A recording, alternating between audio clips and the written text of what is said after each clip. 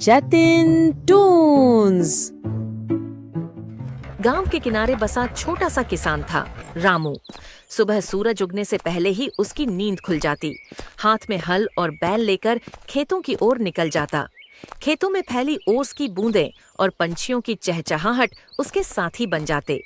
रामू के चेहरे पर भले ही गरीबी की रेखाएं थीं, लेकिन मेहनत और उम्मीद की चमक भी थी। पत्नी सीता हर सुबह उसके लिए रोटी और गुड़ की गठरी बांध देती।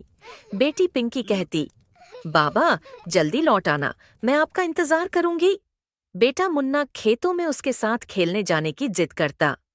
गांव का माहौल भी अलग ही था।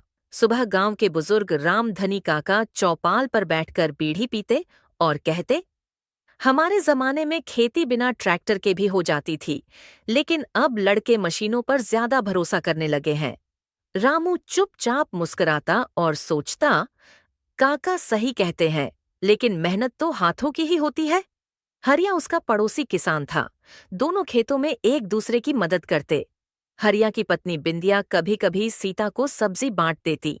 गांव में यही अपनापन था। किसी के घर में कमी हो तो दूसरा पूरा कर दे। एक दिन बारिश देर से आई, खेत सूखने लगे।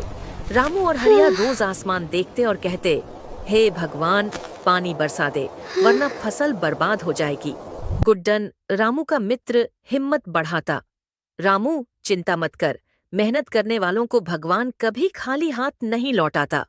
गांव के सरपंच श्यामलाल किसानों की दिक्कत सुनते हुए बोले, सरकार से सिंचाई की योजना लाने की कोशिश करूंगा, लेकिन तुम लोग हिम्मत मत हारो।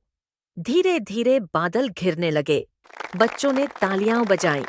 गांव के स्कूल मास्टर जी ने बच्चों को समझाया, बच्चों, किसान अगर खेत में मेहनत करता है तो हमारे थालियों में रोटी आती है, हमेशा उनका सम्मान करना चाहिए। बच्चों की आंखों में चमक आ गई। बारिश होने लगी, फसल लहलहा उठी। रामू और हरिया के खेतों में गेहूं की बालियां सुनहरी होकर झूमने लगीं।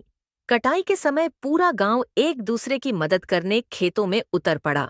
रामधनी काका भी लाठी टेकते हुए बोले, चलो बेटा, मैं भी थोड़ा हाथ बटा दूं।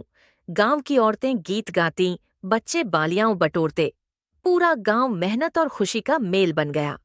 कटाई पूरी हुई तो अनाज से भरी बोरियां खलिहान में सज गईं। रामू ने माथा टेककर कहा, हे धरती माता, तुम्हारे आशीर्वाद से हमारे घर चूल्हा जलेगा। सीता की आंखों में खुशी के आंसू थे।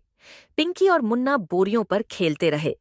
अंत में सरपंच ने चौपाल पर कहा, गांव की असली ताकत यही है, किसान की मेहनत।